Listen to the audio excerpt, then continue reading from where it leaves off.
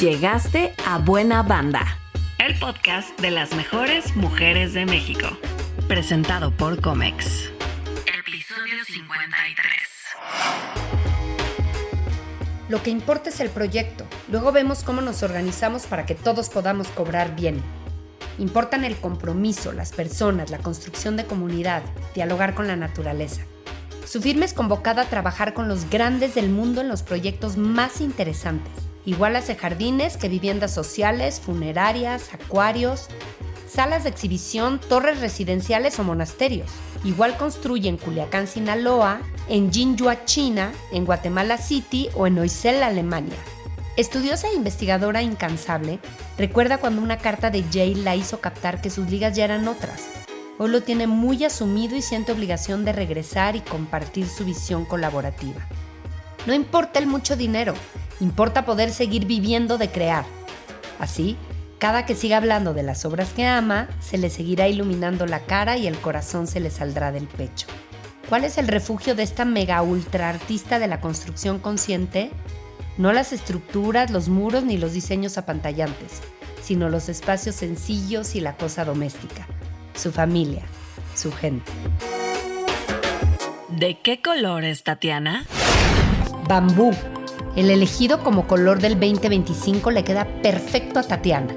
Es un verde cítrico con mucho de amarillo, cuya intensidad remite a vegetación y representa futuro. Es el equilibrio entre lo natural y lo tecnológico, la sostenibilidad y la innovación. Buena Banda. Comenzamos. Esta semana en Buena Banda, Tatiana Bilbao. Arquitecta por la Ibero, su tesis recibió el reconocimiento de la mejor del año. Estaba basada en un proyecto para rehabilitar la Ciudad de México después del terremoto del 85. Trabajó un rato en Sedubi y contribuyó al plan de desarrollo urbano de la ciudad. Luego arrancó su carrera como independiente con otros socios y en 2004 fundó su despacho, Tatiana Bilbao Studio, del cual hoy es CEO. Su trabajo es tema frecuente en las publicaciones de arquitectura más prestigiadas del mundo. Fue nombrada Voz Emergente en 2010 por la Liga de Nueva York. Recibió el Kunstpreis 2012, el Global de Arquitectura Sostenible de la Fundación Locus en 2014, el Premio Marcus 2019 y Tau Sigma Delta Medalla de Oro 2020.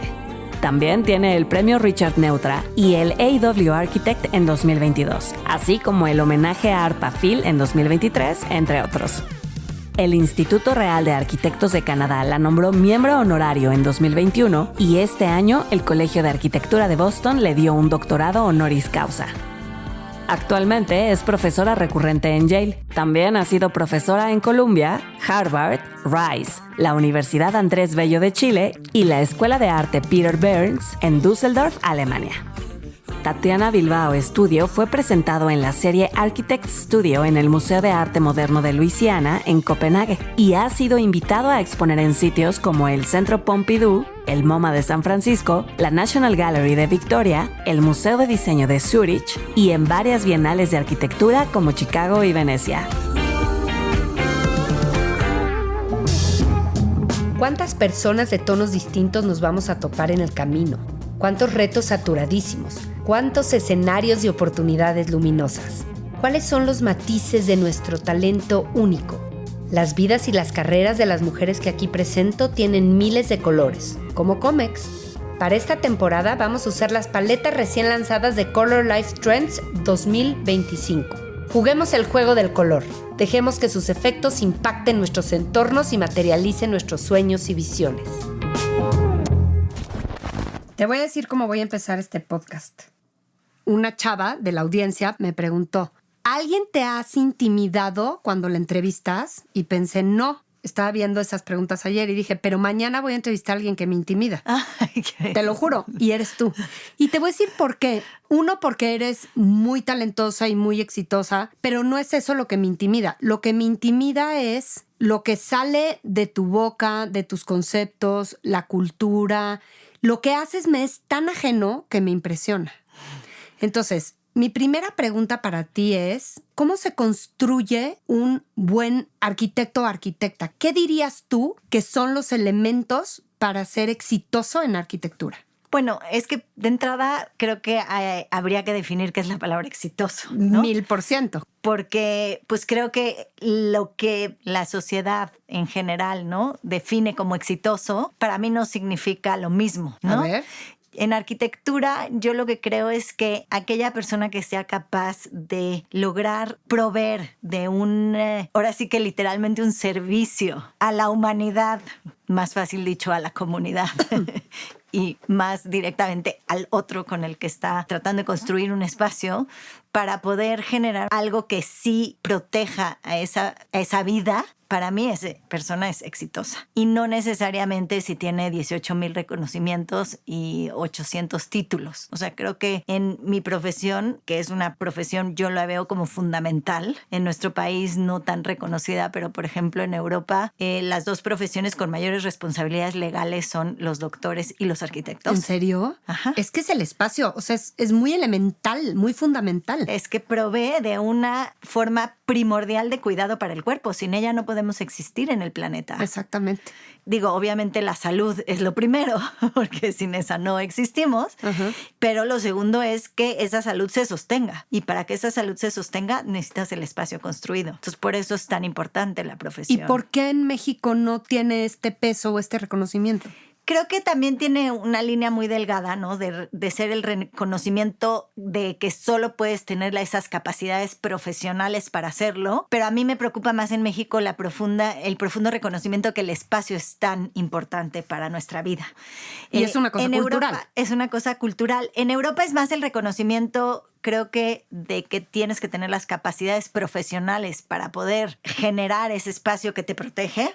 Y creo que desde donde yo lo entiendo y se debería de entender, es una cosa social, ¿no? Es una cosa realmente que ese espacio, no tanto que alguien tenga esas características, sino que el espacio es lo que nos hace existir en este planeta, ¿no? Entonces, la importancia de la arquitectura, no del arquitecto, es lo que creo que en México no se reconoce tampoco, y tampoco el arquitecto, pero ese me preocupa menos. Me preocupa más por qué no se entiende al espacio construido como ese sostenedor de vida. Ok, ahora, me encanta la persona como foco principal de tu disciplina o de tu quehacer, que tenga un beneficio. Y también está la naturaleza muy impresa en tus valores, ¿no? Entonces tú cuidas al ente social, al ser humano, y cuidas a la naturaleza a la vez. Es que somos naturaleza. A ver. Los seres humanos somos naturaleza. Y nos hemos entendido no parte de ella, y creo que ese es hoy el problema en el que nos encontramos, y por eso nuestro ecosistema nos está expulsando, porque no hemos sabido integrarnos, y creo que cada vez menos, o sea, creo que cada vez nos hemos reconocido más aparte y más diversos del entorno natural. Y la arquitectura es un culpable de ello, ¿no? O sea, en un principio además por ahora... Sí, la arquitectura mal concebida o mal llevada a cabo, ¿no? Sí, yo creo que llevado a un extremo, ¿no? O sea, otra vez, regreso al hecho de que necesitamos la arquitectura para existir, para sobrevivir en nuestro entorno natural, en nuestro ecosistema. Nosotros necesitamos una capa de protección más. No podemos sobrevivir sin ella. Hemos demostrado que las cuevas no son suficientes, ¿no? Los animales pueden vivir en las cuevas, nosotros no, porque nosotros somos seres más complejos que necesitamos un espacio que no nada más nos proteja físicamente, sino que nos inspire, ¿no? En todos los aspectos, ¿no? Inspire físicamente,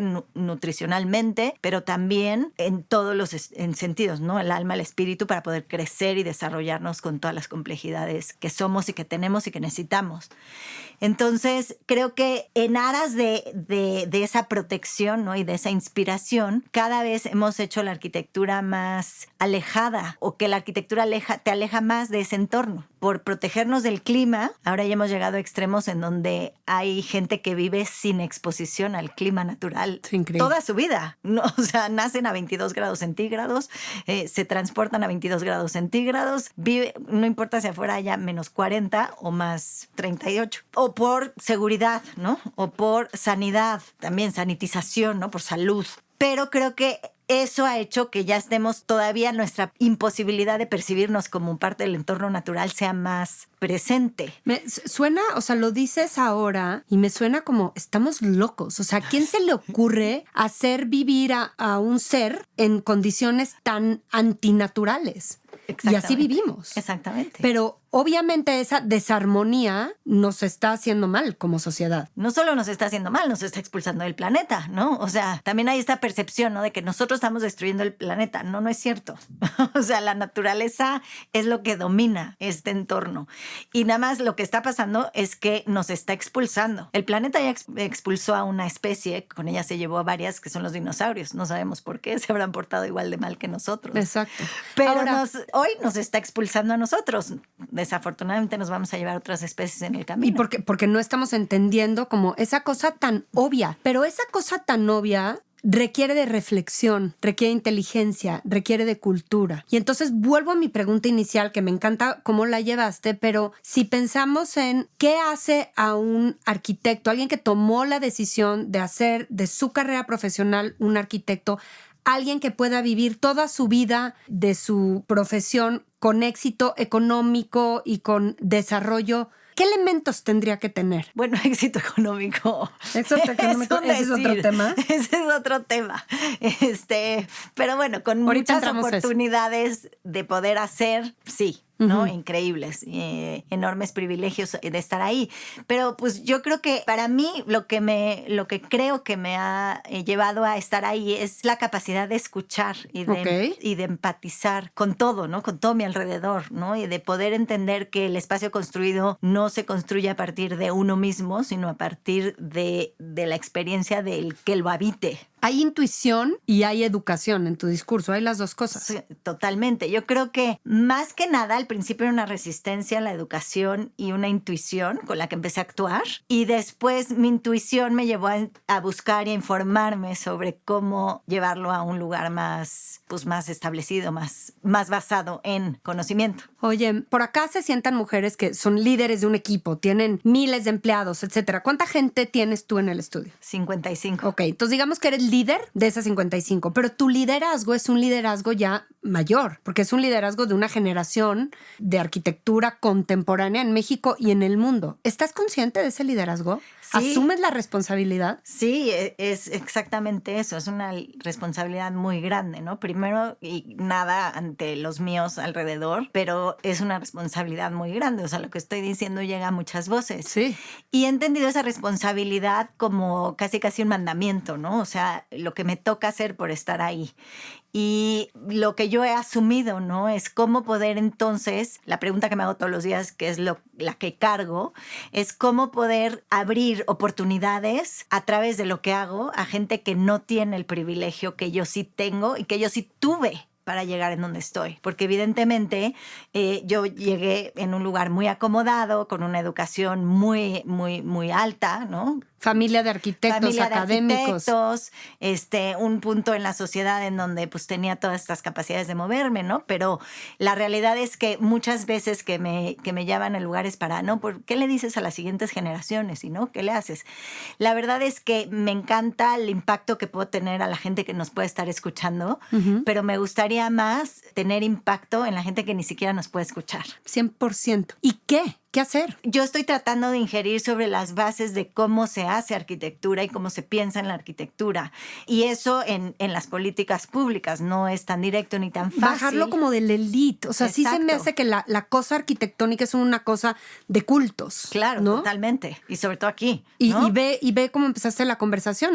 No puede ser más mundano y más esencial. Eso. Entonces, pues el trabajo que hemos hecho pues en comunidades o en políticas públicas, creo que hoy puedo tener más injerencia en políticas públicas porque en comunidades yo no soy parte de esas comunidades. ¿Estás haciendo algo con políticas públicas concreto? Ahorita, llevamos mucho tiempo haciendo investigación sobre vivienda y sí llevamos mucho tiempo tratando de ingerir sobre cómo se hace la vivienda en nuestro país desde muchos ángulos, ¿no? ¿Buenos resultados? No lo sé, creo que es muy difícil poderlo sopesar hoy, ¿no? Porque otra vez es una influencia desde el cómo se piensa hasta cómo se transforma de cómo se hace. No sé si soy la única además que ingieren esos resultados, ¿no? Creo que hay una generación entera de gente pensando distinto. Y hoy se vislumbra, ¿no? Una nueva forma de acercarse a la vivienda con esta nueva administración que al menos a mí me da esperanza, ¿no? Claro. Todo lo que es nuevo, bueno, ya es diferente, veamos, sí, ¿no? Veamos. Buena banda.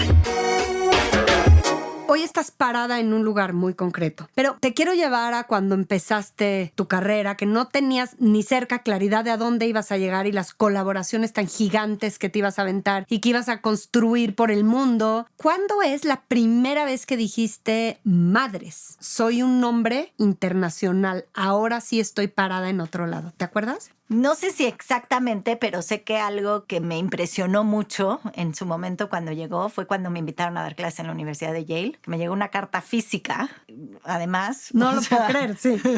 Digo, ya, en esas fue hace 10 años. O sea, ¿quién manda una carta física a estas alturas? Fue hace 10 años y medio o así, como principios del 2014. De todas formas, no, las cartas físicas, digo, además en México, ¿no? Nunca nos llega, el correo llega. Bueno. A mí me llegan las felicitaciones de mis amigos de todo el mundo de Navidad y de Año Nuevo, porque las mandan muchas en abril. En abril, claro. Ajá, no es broma, ¿no?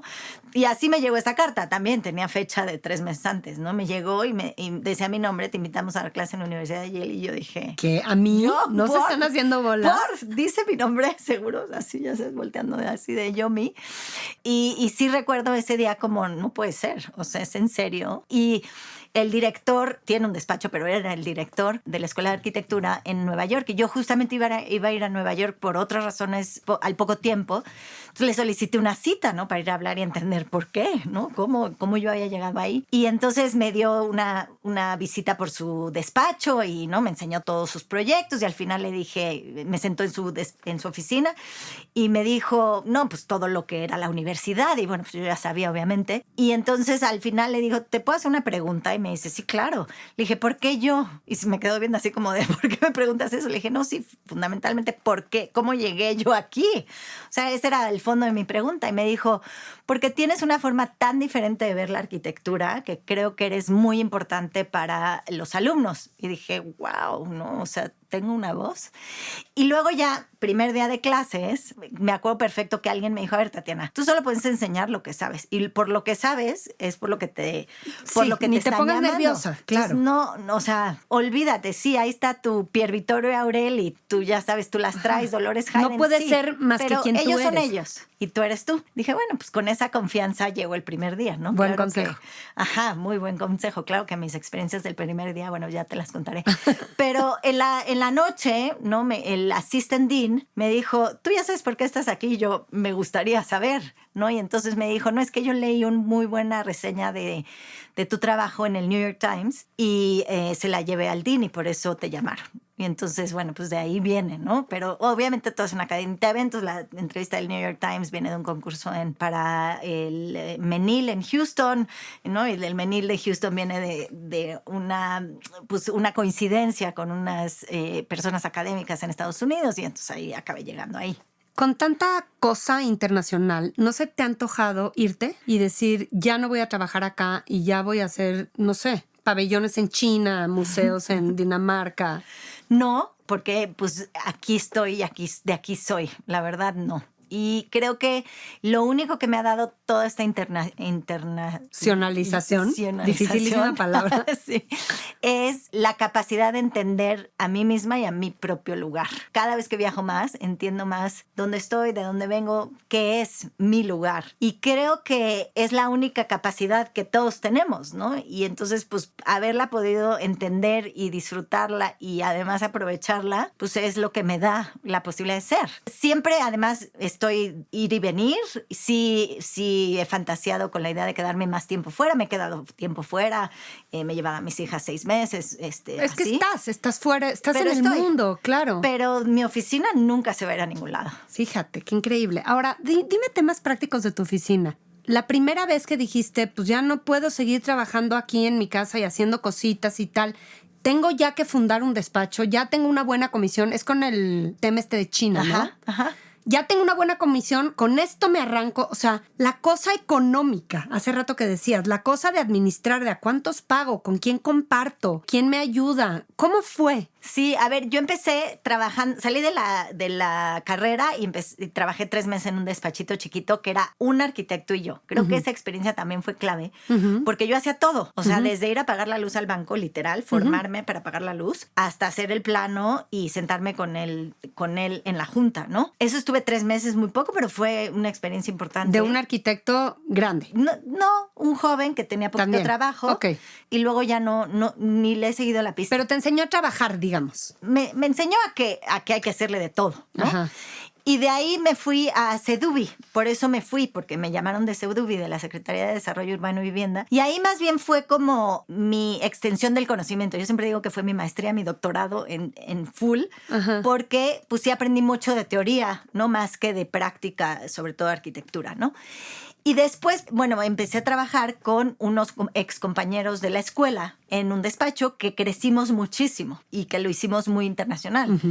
Y esos 5 años ahí sí me hicieron entender cómo administrar un negocio, porque además yo era la única con perfiles administrativos de ahí y mi hermana, que lo va a oír, se va a reír porque mis perfiles administrativos son... ¡Qué descaro! Pero sí, exacto. Pero eras la mejor. Qué risa, pero era la mejor de todos para hacerlo. Y entonces, pues ahí aprendí a hacer un despacho y crecimos de 0 en el garage de su papá hasta una oficina de 50 personas con proyectos en distintos lugares, ¿no? Entonces, pues sí, eso me dio una experiencia. Además, fue muy rápido. Y después empecé yo mi propia oficina. O sea, ahí me separé de ellos. Y llegó dije, un punto ¿qué que hago? dices, ahora sí ya me voy sola. Exacto. Y empiezas sola. Y entonces, ¿con cuántas personas? Es que primero cuando me salí de ahí dije, no, yo ya hice un despacho, ya hice arquitectura, ahora me voy a ir a hacer un restaurante. Literal, pensé un restaurante. Pero como me salí de este despacho en donde yo era socia y tenía unos proyectos los que yo los había llevado a la oficina, pues dije, Se vinieron tú te vas, contigo. yo me voy. Entonces, pues dije, no, pues sí, los tengo que hacer. Y los empecé a hacer pues en mi casa, ¿no? Y de repente, no, pues me tiene que ayudar alguien. Entonces contraté a alguien. Entonces, no, pues no puedo sola, necesito otros. Y ya éramos 8 en el comedor de mi casa y dije, esto ya es una oficina. Tu perfil administrativo ya no te daba para... Ya no. Y entonces empecé mi oficina, que siempre, por lo que me daba como mucha ansiedad otra vez volverlo a hacer, era otra vez empezar de cero. No, fue muy difícil, ¿no? Claro. Pero la verdad es que empecé otra vez, pero no de cero. Ya no estabas en cero. Ya claro no que estaba en cero. Entonces ya tenía mucha idea de cómo hacerlo. Y así fue como, pues, finalmente pude. Pero la verdad es que llegó un momento en que estaba totalmente sobrerebasada, ¿no? Y además yo estaba sola, no tenía socios, tenía gente que trabajaba conmigo. Y ahí mis amigos, mis colegas me dijeron, es que Tatiana, tienes que contratar a alguien que te ayude a hacer un negocio. Claro. A estructurar un negocio. Entonces me dijeron, tienes que contratar a este chavo de expresión estratégica, se llama Arturo González de Cosío. Y me acerqué a él y me presentó una propuesta económica que yo nunca había visto tantos ceros juntos, ¿no? Entonces le dije, no hay de alguna manera, gracias, ya. Todos mis amigos te conocen muy bien, tienen muy buenas experiencias, pero yo no estoy ahí. Qué risa, ¿no? Entonces me dijo, no me vas a poder pagar. Le dije, no hay manera, o sea, yo nunca he visto tantos ceros juntos. O sea, ya olvídate tú que, o sea, que los haya visto juntos, pero los tengo que usar para muchas cosas, no. No los he ni visto. No los he visto. Me dijo, no te preocupes, de veras me vas a poder pagar. Y dije, bueno, o sea, si tú le quieres entrar sabiendo que yo hoy te digo que no te puedo pagar, pues éntrale. Fíjate ¿no? que bien él, ¿eh? Y a la fecha sigo trabajando con él. O Fíjate. sea, sí, ha Porque sido... te dijo, yo te voy a ayudar a estructurar y tú te vas a dar. Y él fue el que me dijo, a ver, Tatiana, necesitas tener una mano derecha, que se duplique como en tu personalidad, en tu liderazgo, pero que tenga otras características y sea el perfil administrativo. Y yo, ay, qué fácil, ¿no? Mañana lo consigo, hago 2 llamadas. Literal, sí fue 2 llamadas porque pues estaba mi hermana. Y entonces fue cuando entró mi hermana. Que a la fecha también está contigo. Que a la fecha es mi socia. Y cómo se fue estructurando la oficina y fue creciendo. La verdad es que fue armado con una estrategia muy clara, ¿no? No es... Pero me encanta pensarte ahí porque me imagino que mientras estructurabas lo que iban a ser los cimientos de tu carrera, tu sustento de vida, etcétera, etcétera, todavía no tenías a tus hijas. No. Estabas también creando y haciendo tu propia postura arquitectónica. O sea, hoy en día, cuando ves para atrás, ¿qué ves? ¿Qué sí hice bien? ¿Qué me faltó? ¿O qué miedo sigues teniendo? Pues miedos siempre son los mismos. ¿Sí? Porque, claro, ¿cómo voy a llegar a fin de mes? Bueno, ya no lo veo la parte práctica. Ajá. Pero ya ahora tiene otra escala y otro tamaño. Claro. Pero la verdad es que esto nunca ha sido negocio. O sea, no está planteado como un negocio, ¿no? Y eso es algo de lo increíble de Arturo. Siempre nos ha entendido cómo plantear que sea viable, sabiendo que nosotros no nos interesa hacerse sacar millonarios. dinero de ahí. Te interesa impactar en el mundo. Claro. Eso es lo que me interesa. Entonces necesito ganar dinero para poderlo hacer, porque si no, no. Sí, no dejas de Una cosa impactar, no pasa, claro. lo otra, ¿no? Lo bueno es que él lo entendió muy bien y la plataforma que hemos creado pues es que sea un negocio sostenible y cada vez más para que pueda cada vez tener más impacto. Pero de todas formas no deja de ser las decisiones. Siempre un reto ahí, ¿eh? Siempre es un reto, siempre, ¿no? Siempre hay un reto porque no es que tengamos holgura. ¿Nunca tomas una decisión por dinero? Nunca. Todas han sido por impacto, por crecer, por lo que te da. Al grado que hemos tenido que dejar comisiones que nos hubieran permitido salir a flote en algún momento o sobrevivir a alguna crisis, porque el proyecto no se podía dar. Pero no estás cero arrepentida, o sea, Cero. Al revés. Al revés. Yo creo que lo único que a mí me faltó para haber podido hacer como de alguna forma, adelantarme unos pasos a esa experiencia que tuve que ganar a base de golpes, fue trabajar en un despacho grande, como bien administrado. Como poder ver cómo se organiza un despacho, cómo se administra, cómo son las comisiones, cómo va creciendo. Eso es lo único que siento que sí me hubiera aportado muchas herramientas para lo que hago hoy. Pero bueno, lo aprendí en el camino y ya está. Exacto. Pero yo creo que me hubiera ahorrado varios años de bilis. Oye, y a estas alturas de tu vida, las tremendas colaboraciones que haces por el mundo o los proyectos tan interesantes, ¿todo te cae o todavía sigues buscando? Que me imagino que te buscarán mucho. Sí. Pues nunca me falta hacer nada porque eso es algo que nunca lo he pensado, ¿no? Sino más bien cómo puedo impactar más, ¿no? En dónde puedo impactar. Ok. Pues sí, siempre estamos ahí, ¿no? A ver, a esto le vamos a apostar y le vamos a dedicar muchas horas. Y el 90% de eso es vivienda, ¿no? Esa es una apuesta porque no es un negocio y es una investigación muy grande y profunda, ¿no? Que también la hacemos a partir de la academia, lo hacemos a partir de las relaciones que generamos con foros y demás, y lo hacemos a partir de proyectos reales, ¿no? Que se están construyendo y otros imaginarios. Entonces, todo eso hace todo el cuerpo de parte de lo que nos gustaría como output de cosas que queremos influir y que no llegan así nada más, ¿no? Porque está sentadito. La verdad es que, por ejemplo, el monasterio me llegó, ¿no? O sea, el monasterio en Alemania, pues así llegó y es una suerte increíble. O el proyecto en St. Louis, Missouri, o, no sé, el Jardín Botánico de Culiacán. ¿Me entiendes? Esas cosas, pues no las buscamos activamente, esas llegaron. Y ante esas que llegan, esas tan impactantes que te llegan, ¿no te ha pasado que digas, chale, me coticé mal? ¿O debí de haberla cobrado mejor? ¿O debí de haber pedido mejores condiciones? ¿O ya desarrollaste un callo cañón para saber cómo venderte? Pues ¿O qué sí aceptar? Más bien es que nuestra filosofía es, y que se lo decimos a quien quiera que llegue a la oficina, es en términos económicos nos vamos a poner de acuerdo. Lo que queremos es hacerlo, ¿no? Ok. Y hacerlo con mayor impacto. Cosas que sí he dicho así de hubiera en el camino, sobre todo son más en cuanto a cómo se transforma ese proyecto en un edificio.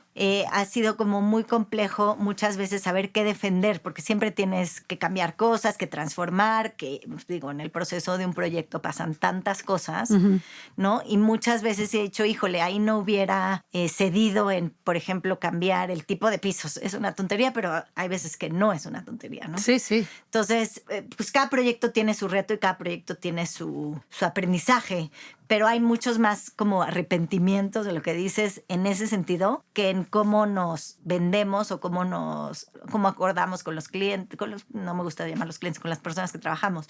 Como digo, en eso nos vamos a poner de acuerdo. Mira, mientras nosotros tengamos para poder sostener este espacio, suficiente, ¿no? El problema es justo... Sí, que el acuerdo en lo que importa, porque es que es una obra que se va a quedar.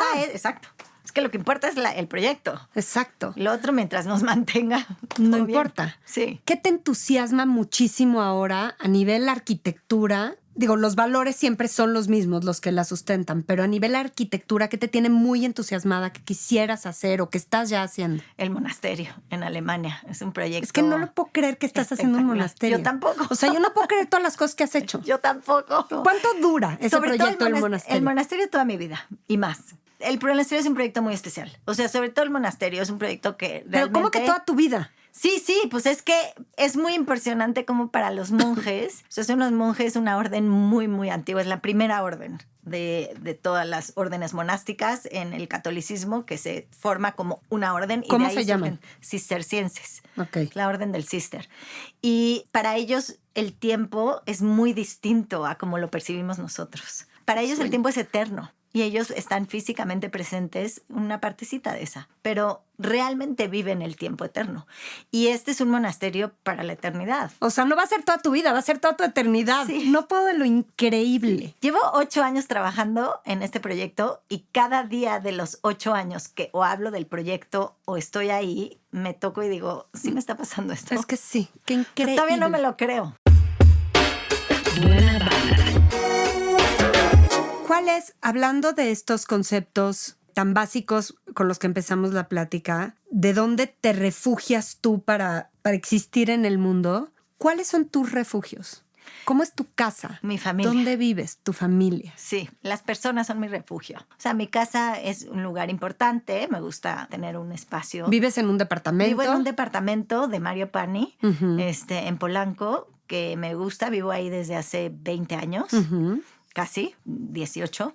Pero Muy lindo lugar. Muy lindo, tiene un jardín increíble, todo bien, no es ni siquiera mío. Me gusta que sea algo que está permanente y que está ahí siempre porque viajo tanto que Uh-huh. regresar al mismo lugar me hace... Sí, un dato estable, Me claro. hace tener como raíces y lugar. Pero más allá del espacio es mi gente.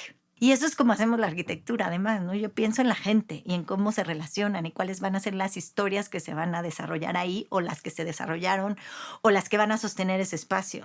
Mucho más que las paredes y el piso, ¿no? Obviamente las paredes y el piso son un elemento fundamental para que eso funcione, pero es una herramienta, no es un fin. Y eso es algo por lo que salí como medio escéptica de cuando estudié arquitectura, porque a mí me estudiaron a hacer paredes y pisos, pero pues para mí lo que sostiene son cuerpos y entonces lo importante son los cuerpos, ¿no? Y justo así es mi vida. Mi raíz está en mi gente. ¿Sigues leyendo mucho? Sí. Digo, a ver, leo mails todo el día, WhatsApp. Sí. Entonces cuando ya llego a mi casa me agoto, pero sí leo mucho. Quiero saber otra práctica de la vida.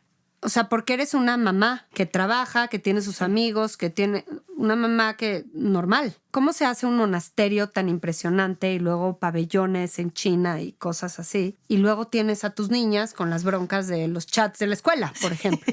¿Cómo es eso? Me encanta cómo lo pusiste porque así es mi vida. Es que así es. Así es mi vida. Así Estoy es. en la junta con el monje y de repente el chat de la escuela. Bueno, pues no sé, yo siempre como de alguna forma crecí entendiendo que esto no era, porque así fue mi familia, trabajo de una sola persona, sino de una red. It takes a village to raise a child. Yo siempre lo viví así, ¿no? Mis papás tuvieron una escuela como para eso, en ese sentido de entender a una comunidad. Tenían una escuela real tus papás, tenían ¿no? una escuela Sí. real que sostenía, ¿no?, a una comunidad para hacer niños en el planeta. Y pues eso yo lo tomé de ejemplo y así es mi vida, ¿no? Hay un pueblo atrás de mí, o sea, no soy yo. En mi oficina somos 6 socios, ¿no? Mi hermana siendo la primera, pero en mi casa también somos 6 socios, ¿no? Mi esposo siendo el primero, pero mi mamá, pero mi hermana, pero mis sobrinas, pero los hijos de Sandro, pero, ¿no? O sea, hay un pueblo. Sandro, tu esposo. Sí, hay un pueblo atrás de Tatiana, no es Tatiana sola, ¿no? Sí, no eres tan importante. Eres la mamá, pero eres Exacto, una soy pieza. una de pieza red. más de la red que sí es, obviamente cuenta, y que estoy, ¿no? Porque además también tuve hijos para tenerlos, ¿no? Claro. No para que los criara nadie más, pero pues que entiende que también hay un pueblo, ¿no? Y que estas niñas se alimentan de ese pueblo para crecer. Y qué bien. Y yo creo profundamente que entre más oportunidades tengan de tener a más gente que les enseñe los caminos de la vida, pues más caminos se les van a abrir. Ahorita te iba a hacer justo una pregunta existencial que tiene que ver con eso. Con tanta cosa que haces y cómo te involucras y cómo metes al otro que te encarga o con el que colaboras un proyecto, en ese proyecto hay mucho enriquecimiento de diversidad y tal. ¿Cuál es el límite entre la propia postura y la empatía al otro? Creo que es entender las capacidades de cada uno de esos espacios, ¿no? Obviamente no tienes esa capacidad de convertirte en el otro, que sería el non plus ultra estado de la empatía, ¿no? Convertirte en esa otra persona, porque no existe. Entonces, pero sería el non plus ultra, no sé, porque entonces ya te pierdes a ti. Sí, totalmente. No es el non plus ultra, ¿no? Pero es justamente entender esas capacidades de cada lado, que yo creo que son las que enriquecen la posibilidad del todo, ¿no? O sea, el que tú no te puedes convertir en el otro ni quieres, pero que al aprender del otro o al casi convertirte en él por un momento, puedes entonces entender otras cosas, ¿no? A mí me gusta además confrontarme con el otro completamente distinto a mí. Me gusta, me cuesta mucho trabajo, porque al final del día pues siempre te vas enfrentando y moviendo en círculos que obviamente están mucho más afines a ti, ¿no? Entonces es difícil estar expuesto al otro, al del 180. ¿Cómo no? Pero trato, y eso es algo de lo que me construye más, porque entonces ahí donde todos estos límites y capacidades se confrontan. Siempre me acuerdo de ti como la gran Tatiana, líder, aunque no eras la gran Tatiana que ya eras, siempre eras como muy importante, referente en tu grupo de amigas, en todo. Y ahora que estaba preparando esta entrevista, yo vengo llegando de China. Y me acuerdo muy bien cuando tu proyecto de China, que era mi amiga Tatiana, va a construir en China, ¿no? Estuve incomodísima todo mi viaje. Fue un viaje increíble, pero es muy incómodo estar expuesto a algo tan distinto. Hace 20 años fue tu proyecto de China. Sí. Era aún más distinto. Curiosamente, yo encontré algo muy similar, y a lo mejor esa es mi capacidad para poder establecer vínculos, muy similar a las condiciones de mi contexto. A ver, ¿qué tipo de cosas? Como por ejemplo, en la obra, el proyecto, o sea, los planos no existían. O sea, era como... pues así es en México aquí. También. Así, igualito. Igualito. O sea, de veras una cosa como el de, sí, ahorita lo revisamos. y sí sale. Y al final acaba estando, porque así pasa aquí. Fíjate. O sea, esas cosas me pasaron como muy similares. Creo que también eso tiene que ver con la barrera del idioma y cultural, ¿no? Pero una condición que me pasa mucho en México a mí también. O sea, aunque yo soy de aquí, de esta cultura, me cuesta mucho trabajo esta cultura del sí ahorita, pero en realidad por adentro estoy pensando que nunca en mi vida lo voy a hacer, ¿no? Uh-huh. Sigo sin seguirla. Yo soy más, tengo raíces vascas y alemanas, y en ese sentido me identifico más con ese pragmatismo, honestidad, ¿no? Todo aquí de frente, que mucho más de lo que pasa en México, ¿no? Que es mucho más todo por abajito del agua y no vamos a decir nada y calladito, ¿no?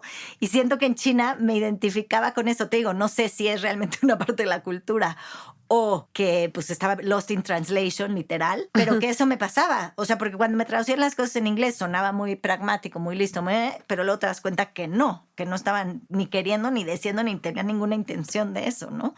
Entonces, por eso yo me identifiqué muchísimo con la cultura. O sea, dije, pues es que se parece mucho a México. Fíjate. En muchas cosas. Y sin embargo, cada proyecto es nuevo y extraño, pero me encantó lo que dijiste. Probablemente uno de tus talentos es eso, en la incomodidad, encontrar cómo acomodarte y no resistirte a lo nuevo y lo incómodo. Yo creo, puede ser. Vaya virtud, ¿eh? Ay, gracias. Para la vida. Puede ser. Esto fue Buena Banda. Este episodio fue traído hasta ti por Comex. Nos escuchamos la próxima semana.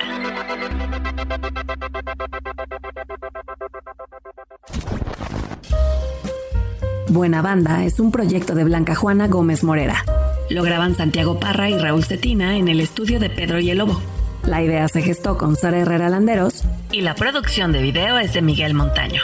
La producción corre a cargo de Luisa Martínez y la postproducción es de Alejandro Muñoz. Contáctanos buenabanda.podcast@gmail.com.